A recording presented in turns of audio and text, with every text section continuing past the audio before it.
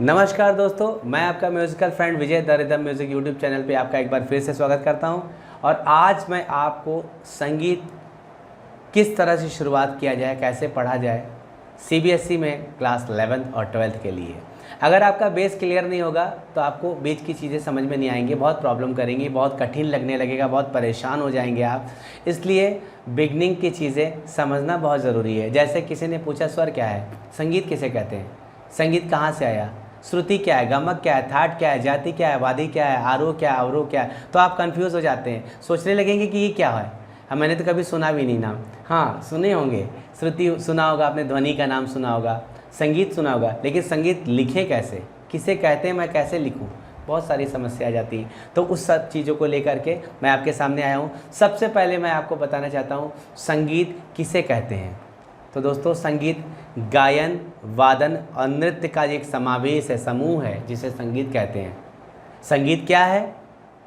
संगीत एक ऐसी ललित कला है जिसमें व्यक्ति अपने मन के भाव को गायक गा के, वादक बजाकर, मतलब इंस्ट्रूमेंटल प्ले करके इंस्ट्रूमेंट, और नृतक मतलब डांसर जो होता है, एक्सप्रेशन मुद्राओं द्वारा उसको अपने फीलिंग को प्रस्तुत करता है, या ये भी कह सकते हैं शब्द के भाव को प्रकट करता है।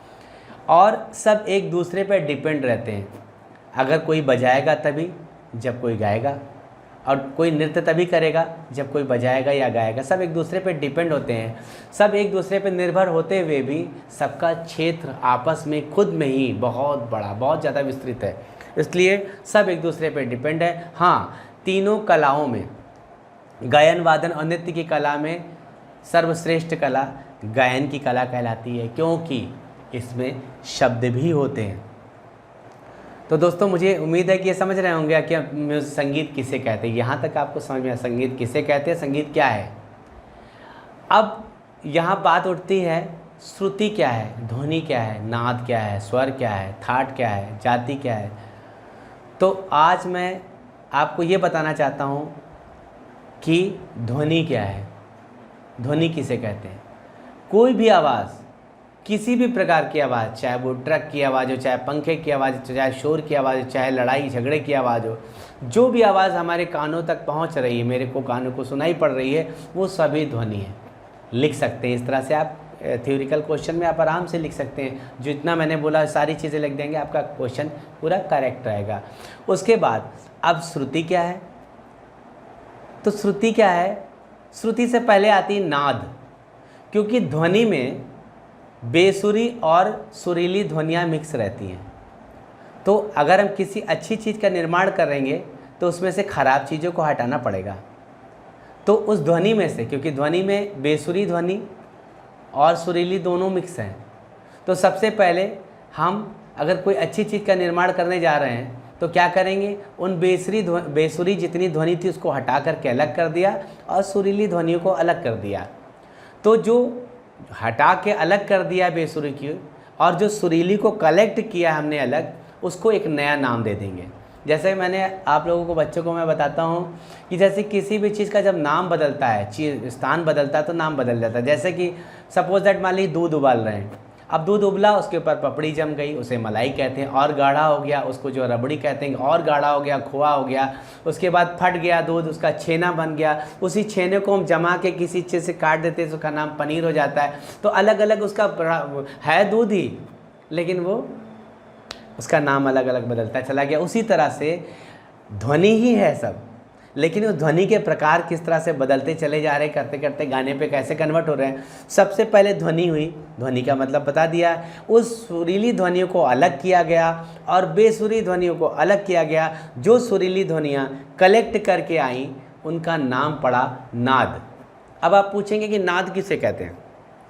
वह ध्वनि जो स्थिर हो, मधुर हो, सुरीली हो, कान को सुनने में अच्छी लगे, वह ध्वनि नाद कहलाती है, जिसकी संख्या असंख्य है, जिसे हम गिन नहीं सकते। इतनी ज़्यादा इस धरती पे इतनी ज़्यादा सुरीली चीज़ें, इतनी ज़्यादा अच्छी चीज़ें हैं जो हमारे कान को सुनने में अच्छी लग रही है। सब नाद हैं। जो भी ध्वनि स्थिर हो, मधुर हो, नियमित हो, कान को सुनने में अच्छी लगे, वो सभी ध्वनियाँ नाद कहलाती है। नाद की संख्या असंख्य होती है, नाद को हम गिन नहीं सकते, इतनी ज़्यादा। तो क्या कभी जो चीज़ें हम गिन नहीं सकते तो कैसे हम उसको प्रयोग में लाएंगे? जब हम किसी चीज़ को गिन ही नहीं सकते तो प्रयोग में लाने के लिए हमें बहुत प्रॉब्लम होगी। तो ऐसे मान ली सपोज़ दैट कि आपको कोई मान ली मिठाई बहुत अच्छी लगती है, लड्डू बहुत अच्छा लग रहा है, मान लीजिए बेसन का लड्डू देसी घी का बहुत अच्छा लगता है, और आपको एक ट्रक भर करके आपको लड्डू ला के कोई दे दे, तो क्या आप पूरा खाने लगेंगे? क्या पूरा खा पाएंगे? तो क्या करेंगे, हम उतना ही कलेक्ट करके निकालेंगे जितना हम खा सकेंगे। उतना ही ज़रूरत है जितना हम खा सकेंगे। उसी तरह से उस असंख्य ध्वनि में से उतनी ही ध्वनियों को निकाला गया, नाद को, असंख्य नाद में से उतने नाद को कलेक्ट किया गया जो हम प्रयोग में ला सक रहे थे, जिसकी संख्या मात्र 22 थी, जिसकी संख्या सिर्फ 22 थी। उस असंख्य नाद में से सिर्फ 22 नाद को कलेक्ट किया गया, जिसका नाम पड़ा श्रुति, जिसका नाम पड़ा श्रुति। अब कहते हैं श्रुति किसे कहते हैं? वह नाद जो स्पष्ट रूप से सुनी जा सके और एक नाद से दूसरे नाद का अंतर स्पष्ट किया जा सके, वह नाद श्रुति कहलाती है, जिसकी संख्या 22 है। अब 22 श्रुतियों की संख्या तो हो गई, लेकिन उसका अभ्यास करना अत्यंत कठिन हो रहा था, क्योंकि बहुत करीब करीब थी। उसको सप्तक पे जो रखा गया था, श्रुति को बहुत करीब करीब रखा गया था, जिससे कि अभ्यास में अत्यंत कठिन होने लगा। तो उन 22 श्रुतियों में से भी 12 श्रुतियों को और कम अलग किया गया।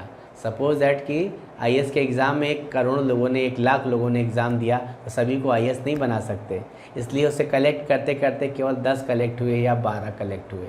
तो उसी 12 जो श्रुतियों को कलेक्ट करके अलग किया गया, जिसका नाम पड़ा स्वर, जिसका नाम पड़ा स्वर।